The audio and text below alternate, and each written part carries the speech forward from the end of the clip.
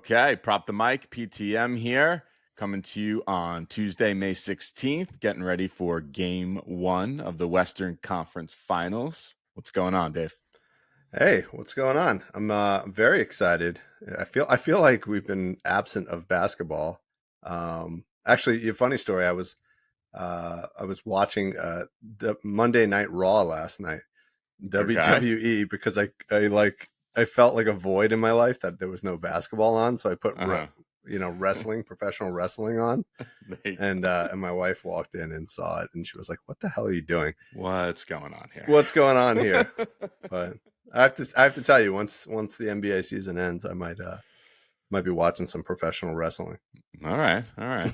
The Mets played early too. I think it was. I know That that game was was. part of the Yeah, problem too. yeah, But yeah, I don't know. I just can't get that into baseball. Like the pace of basketball has yeah. I got me know. like so excited about that, and then you put on a baseball game, and I do love baseball, but it's such a slowdown from basketball. So It's crazy. I mean, baseball was my first love. That was my sport growing up, and it's so slow. Even I see it with my son now. He just he could sit there and watch basketball with me, but baseball, it's like no interest, no, just yeah. so boring to them. All But right, so throw on some Monday Night Raw for him all right, next Monday. All right. sounds good. All right. Let's so yesterday we had our podcast with Mike from Proptology. Great early takes on the Western Conference finals. We put up a couple picks on Twitter. We'll actually probably put a few more up today just to kind of keep the momentum going for tonight. But for today's pod, we wanted to talk about tomorrow's game. We're really trying to take advantage of the fact that these lines are coming out early on the player props. And we're going to dive into that today. So, you ready to go? Yeah, let's do it. Let's do it. All right. So, we got the Heat, who somehow have survived through multiple rounds and play ins and everything. They're still here. Going up against the Celtics. The line in this game is Celtics -8, which is pretty significant for an Eastern Mhm. Conference final. So that kind of tells you what they think about this one. But the Heat have always been underdogs in this whole thing. So Yep. total is 210.5. So again, Eastern Conference, keeping with the theme, low totals. The interesting thing, though, I looked, these two teams played 4 times this season. Again, similar to what we were talking about on the Western Conference side. The last time they played was January. So you don't have a lot of Hmm. recent data points, but they did play 4 times. And the Celtics won the first game by 7. The Celtics won the second game by 13. That one was at home. Third game was won by the Heat by 4, and the fourth game was won by the Heat by 3. So a 2-2 split. Tatum played in all the games. Jimmy played in the first and the third. So there were some key players missing in some of these. So just make sure you look into that as you're Hmm. analyzing those prior games. That has obviously a big impact if Jaylen Brown or Jimmy are out of any of these games. Okay. Hmm. Yep. And you also have obviously rematch from last year's Eastern Conference Finals, so you have some of that stuff Oh, that's right. I to didn't even to look back to that. to dig through. Yeah, it's actually the three of the last four Eastern Conference Finals has been Celtics Heat. So you got a bunch of data points there you can look at. Yeah, that's a great point. All right, so why don't we start off with matchups? What are you liking in terms of matchups on either side? You want to start with Celtics? Yeah. Okay. I just think the chess match in this series in general is just fascinating. Like all the adjustments, like you mentioned it yesterday, coaches be coaching, and you have at least one of the best in Spo. I don't know about Missoula, but Spo's like probably the best coach in the NBA. So the adjustments you'll see game to game will be quite interesting. It's interesting to note that there weren't many close games in last year's Eastern Conference Finals. There was a lot of blowouts. You had Jimmy with a couple of big games and had games with like 8 points and 6 points. I think there was only 2 of the 7 games were like what you would call competitive. I think towards the end there were more blowouts. So Yeah. Okay, that's good to know. How many so games did it go? I don't even remember that. it went 7. Oh, went to game 7. Okay. Yeah, yeah, yeah. All right. I believe. Yeah, now you're Any questioning? Now I'm rethinking, but I'm pretty sure went Don't to worry, I'll 17. fact Yeah. check you while you All right. keep going. Thanks. So I think let's start on the Boston side. I think so. Boston has a couple options. They can go big, like they did at the end of the Philly series and were successful with, or they can go small. Where they put Horford at center. And then they have White and Brogdon, who, if you remember, they didn't have on the team last season. So that opens up some different looks that they can go with. I think if Boston does decide to go big like they did last season and start Rob Williams, I'd look for more playing time from Kevin Love on the Miami side. Okay. Because of that big lineup. They played a lot with that lineup. They played a lot of drop coverage against Miami in the playoffs last year. And if we see that again, I think it's going to create a lot of opportunities for those Miami shooters. The guys like Strus and Gabe Vincent, Kyle Lowry, Kevin Love. He loves those pick and pops. So I think those are guys, if you see Boston going big, not to say they can't change mid game, but when the lineups come out and if you see Rob Williams is starting, I'd look at some of those guys here in this bigger Boston lineup. Okay. So yeah, I was looking for projected lineups. They weren't out yet on Roto, but there was one other side I was looking that was projecting that that Williams will start in place of White again. Is that what you think they're going to do? I think they do that. I don't think that lasts more than game one. Maybe I think they probably end up going smaller, but we'll see. I'll move over to the Heat side now. I think they're going to do everything they can to protect the paint and not let Tatum get to the basket at will, like he was in Game 7 against Philly. They don't have this. They don't have the size, especially on the perimeter, to defend guys like Tatum and Brown in man coverage. Tatum's much bigger than who's ever guarding him. If you remember last season, PJ Tucker was the main defender on Tatum all series, and he's not there anymore. So I think Jimmy's the one who's going to, the lucky one to get that assignment this time. But because of the lack of size, I think you see the Heat go to a lot of zone here, which then creates opportunities for early threes from Boston. If they don't get bogged down, they have some nice open looks early on. The Heat did this with the Knicks. They forced them to shoot threes, and the Knicks were just incapable of shooting threes. They shot less than 30% from three in the series. The Celtics will not be incapable of shooting threes here. Maybe for a game or two, right? But not for the majority of the series. No, that's their strength. I mean, they have a legitimate 4 to 6 like good 3-point shooters on their team. So yeah. And that's what they want to do, right?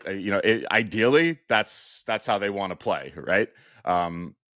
So that can open up some nice opportunities here on Boston. Looking at guys, some of these role players, especially at home, like we always like to say, on threes or points, given some of these opportunities. I think also going back to this, perimeter defense, I think you'll see more playing time from Caleb Martin. Because the Heat are going to need his versatility and perimeter defense to make Tatum and Brown, really work. And then with that extra time when he's on offense, I think that Brown is the guy that the Celtics will help off of, creating some open looks for him, which he can then make Boston pay for. He didn't do it so much last season, but he was really, his game's really improved this season. So I could see a couple big games from Caleb Martin here as well. So that's kind of my whole rundown here on the matchups. So any feedback, commentary here? Yeah, I think it's very, very critical. There's kind of a cascading effect to the decision around Robert Williams. Yes. So I think figuring out what they're doing there is very critical. I will tell you, Derek White, let's start with him. He's probably the one that gets most impacted by that. I think he only played like 10 or so minutes in that game 7 against Philly. And obviously the game before also didn't play a lot. But his line is really low. I think he was at 7.5 points and 10.5 PR and 12.5 PRA. So if you remember, we were playing Derek White at home. I think we were playing up to 14.5 points alone. Yep. Now you can get his PRA for 12.5.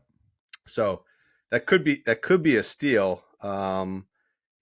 he's 4 for 4 versus Miami this year. He's averaging 19 PR in 28 minutes of play. So I think he's some really interesting early value. But again, like you were saying, it does come down to whether or not Robert Williams is starting and what they do after he starts. Does he stay in the Yes. whole game or does he come out?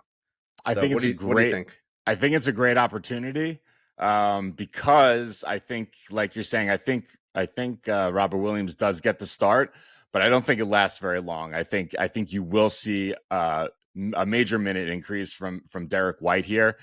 He's great at fighting off those screens, defending those. He's on with Strus and Lowry, working around those screens. He's very fun to watch when he's out there doing that sort of stuff. And I think you'll see him play increased minutes from what he was in that Philly series. They don't have the two MVP Embiid Harden pick and roll thing going on. Miami doesn't have that. That's not their game. So I think I like White here quite a bit. I think it's a good buy low opportunity for him for sure. Yeah, yeah, definitely. I mean, let me just repeat that. He averaged 19 PR uh in 28 minutes against Miami this year, and his line is set at 10.5. So, you know, as long as he doesn't go out there and get, 9 minutes of playing time again, I think, Mm-hmm. he gets 15 to 20 minutes. I think he's going to cash this. So, and like you were pointing out, Miami's weak at defending the three. Mm-hmm. Derek White is one of the better 3-point shooters on the Celtics, so Mm-hmm. he could easily put up 2 threes and almost cash this just on that alone. So Yeah. I think that's a good buy low. It's obviously got some risk if he does play 10 minutes. He might struggle to do this, but yeah, that's one of the takeaways from that first analysis. Did you happen to see his assists against Miami?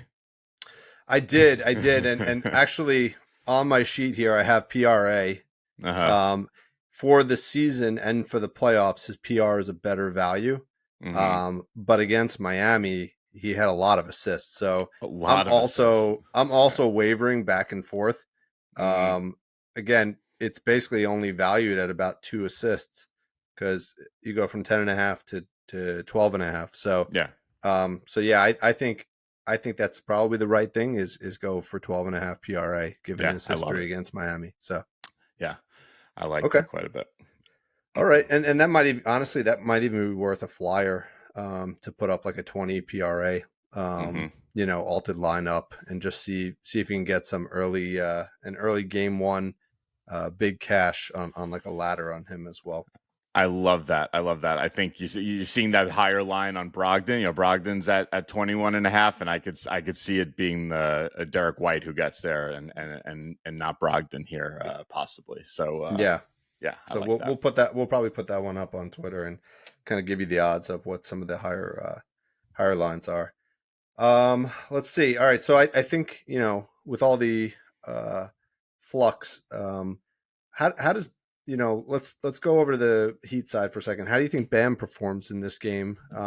Because he's had a pretty good history against Boston this year. His line is at 17.5 points.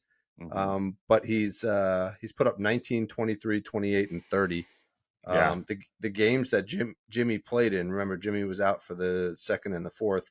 The games that Jimmy played in, he put up 19 and 28. So it's not like Mm-hmm. he only performed well because Jimmy was out.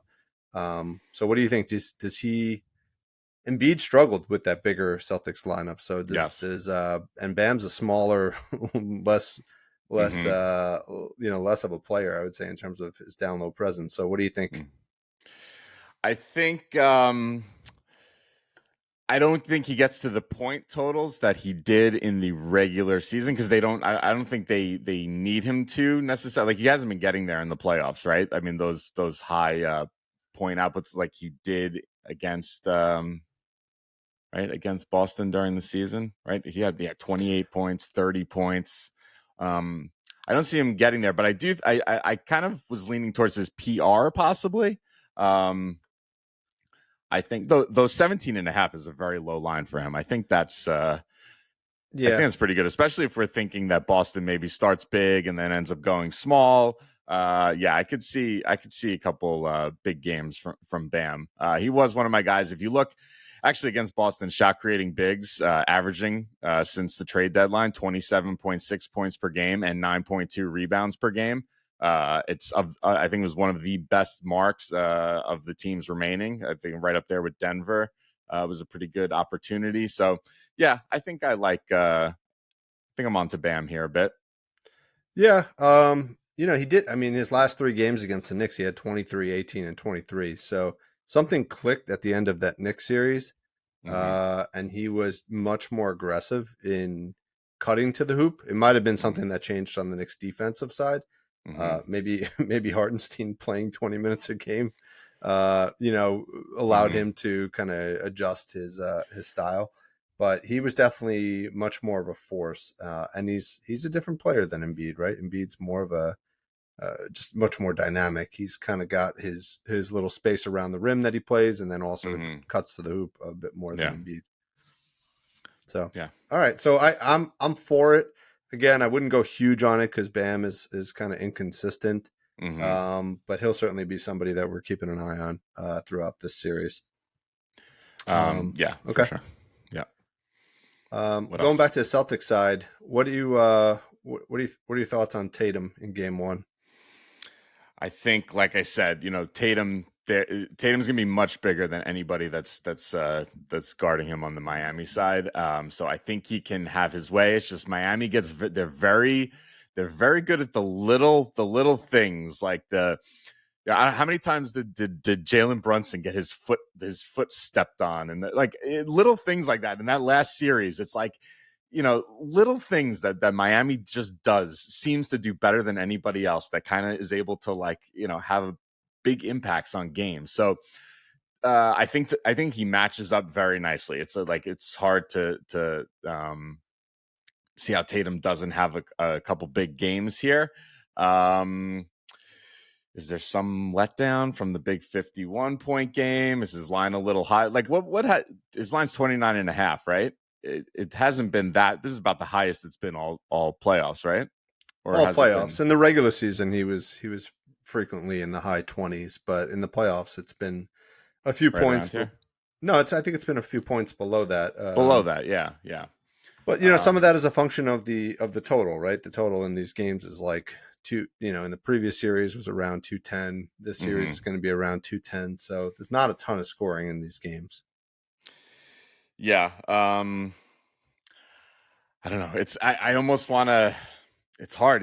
Spo's so good defensively and with adjustments that I while I want to really, a lot of signs point to liking Tatum here. I'm a little hesitant.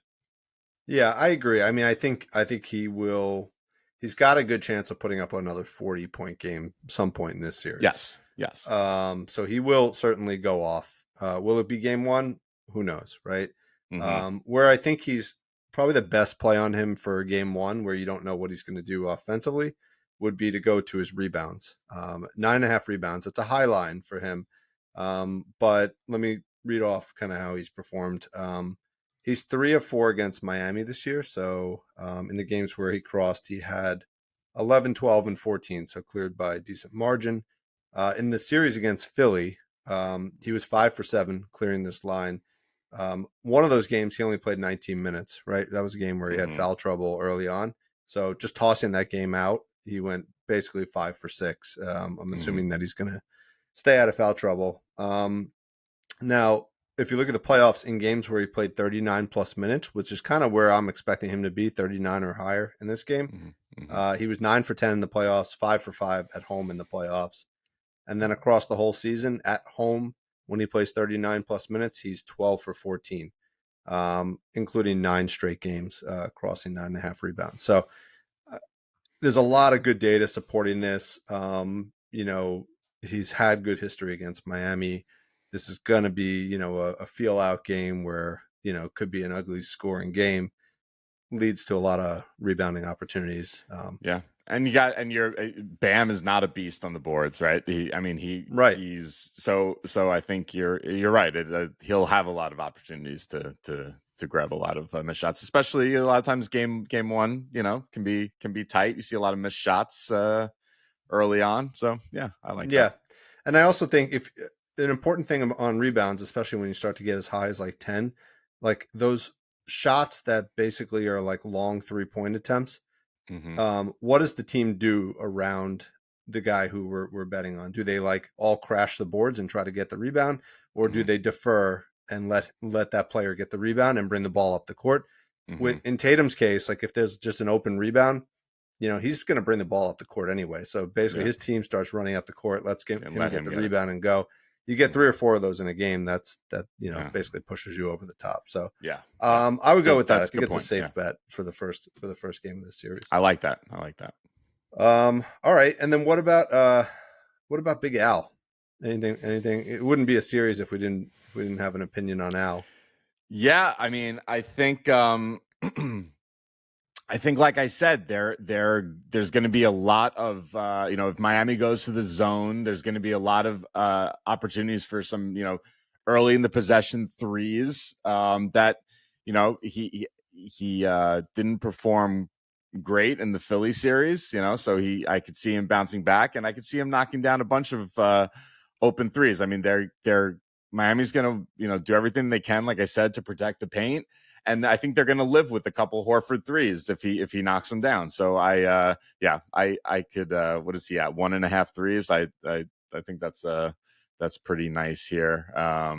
Points wise, Al's also always good for I like his par as well. It's 17.5. Did you have a specific play on him? I think his assists and his rebounds are probably the most consistent thing that Okay. he's delivering on. I'm still debating which one I like more, but if I had to pick one right now, I'd probably say play 2.5 assists. It's We 3 love games. that one. Yeah, I mean it's such a low total, and when he does clear, he usually clears, by usually gets 4 or 5. 3 games That's against minus my one. Sorry, that's minus 140.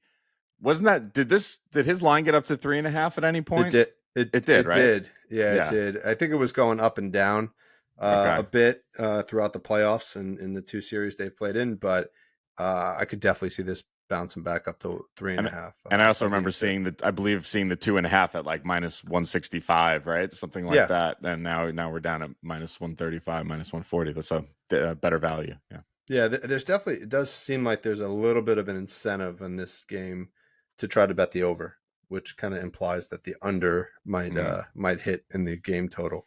mm, But yeah, 2.5 assists. He's done this in 77% of the games this season, 2 or mm. 3 against Miami. So I think that's an easy one. All right. And then going back to the Heat side, what do you think about Jimmy? We didn't really talk about him. Like, what do you think his contribution is going to be? What do I think his contribution is going to be? I think just like we kind of said with Tatum, I think he's got 1 or 2 40-ish point games in him this series, and then he's probably got 1 or 2 in the 20s where he's kind of like facilitating, and so it's hard. What's going to happen in game 1 on the road? I don't know. I think you do have a good matchup here. So he's a shot creating wing slash forward, averaging 26.3 points per game against Boston since the trade deadline, which is okay. The one stat that really popped off though was the rebounds, 8.3 rebounds per game from this position against Boston since the trade deadline. So that's also something I look at. We were on his 6.5 rebounds last week, I believe. I think it's Yeah, still at 6.5. So that's something I would look at. yeah, 6.5 minus 125. He's 7 for 10 this season when he plays 40 plus minutes, which I think he'll Mm, play in game 1. And he played 2 games against Boston, like we said earlier. hmm 7 rebounds in the first game, 15 rebounds in the second game. hmm So I Wow. think that's a good take.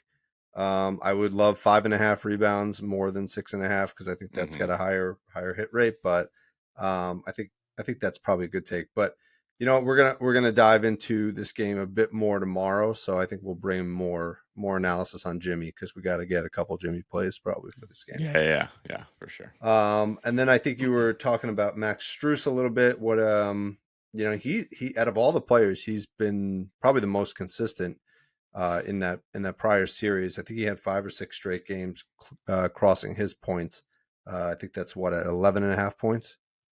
He's Max Struess. I don't know. This something's off with my thing right here. 11 and a half. Yeah. Yep.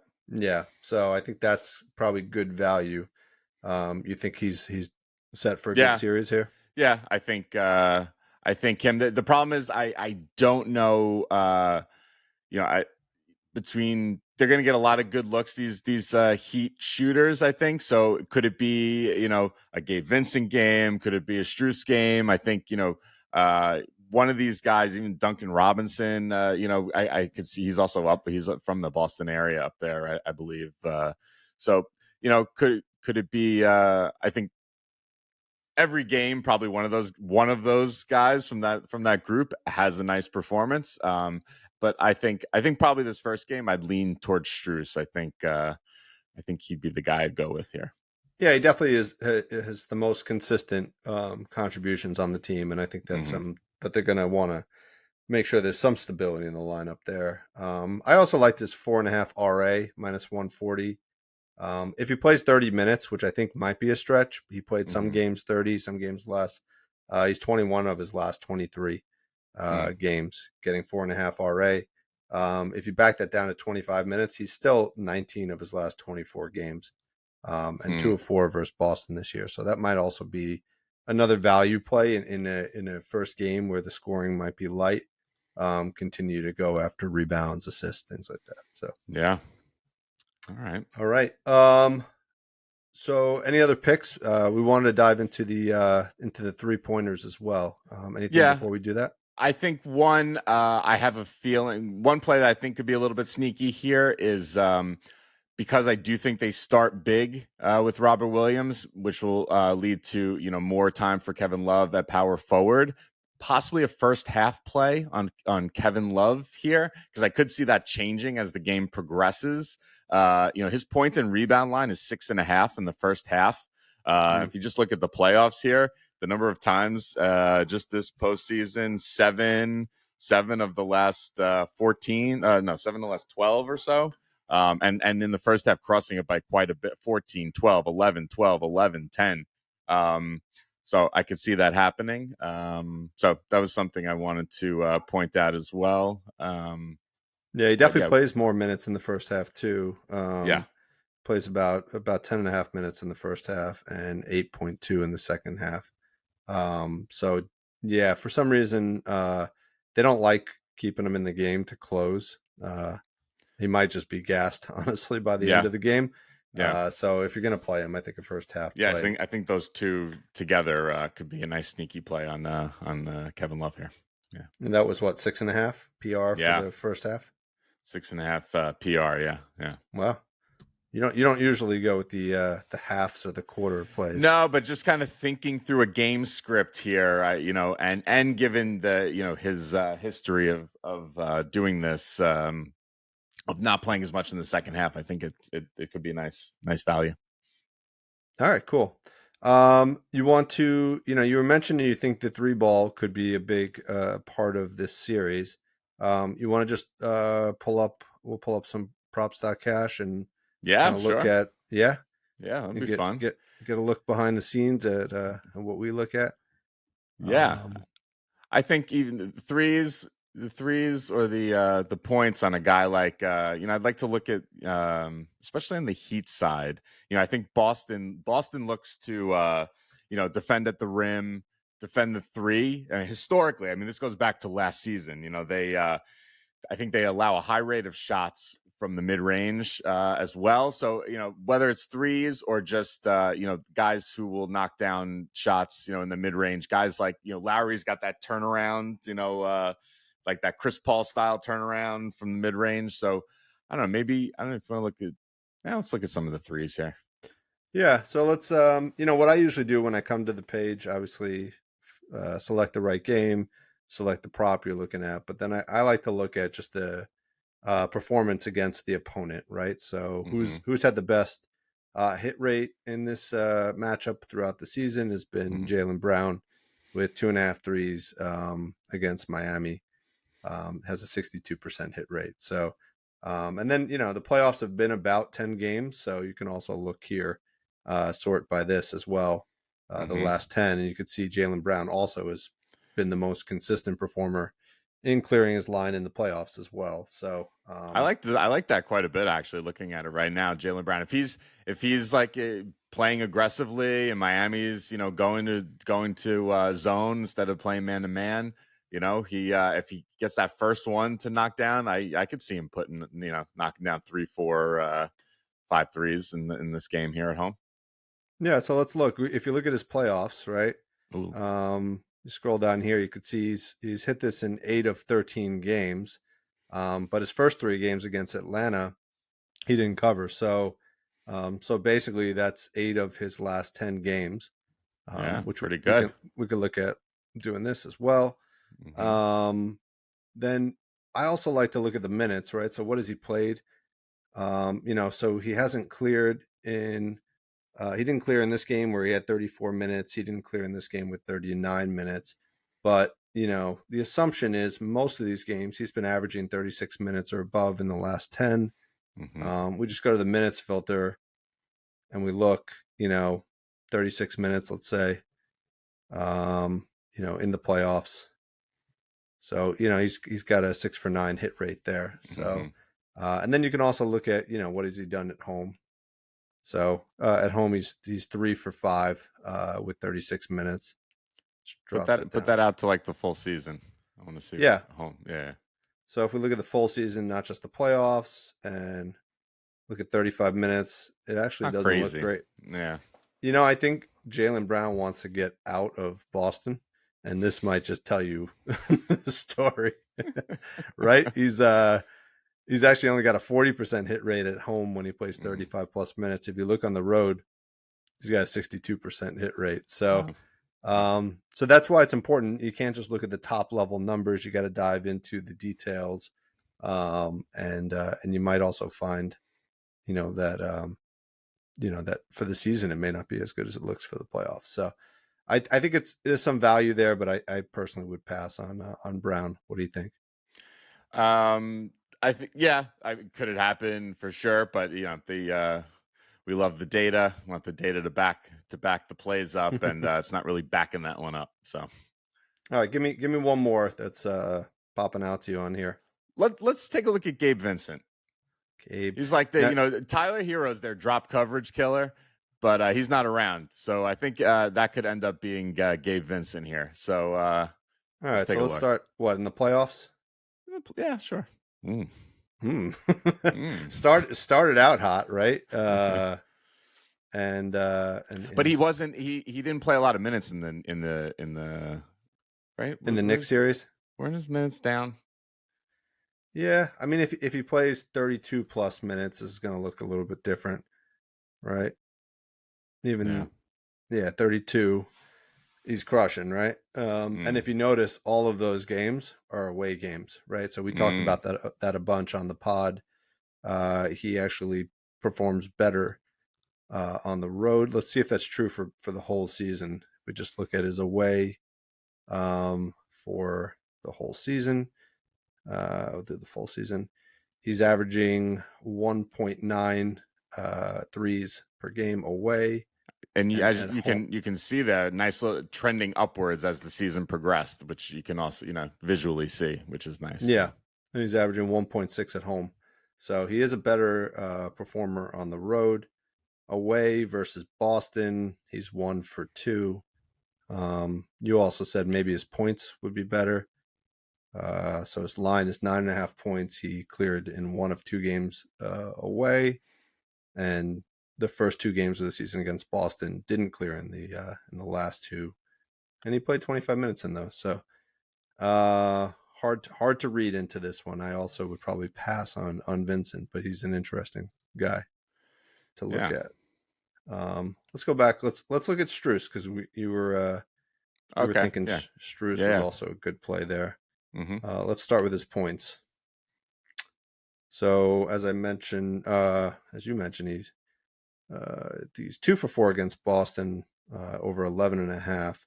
But if you look at his playoff performance, right, he had a Mm-hmm. really good series against the Knicks, going 5 straight games over 11.5, and his 3-pointers were pretty good too.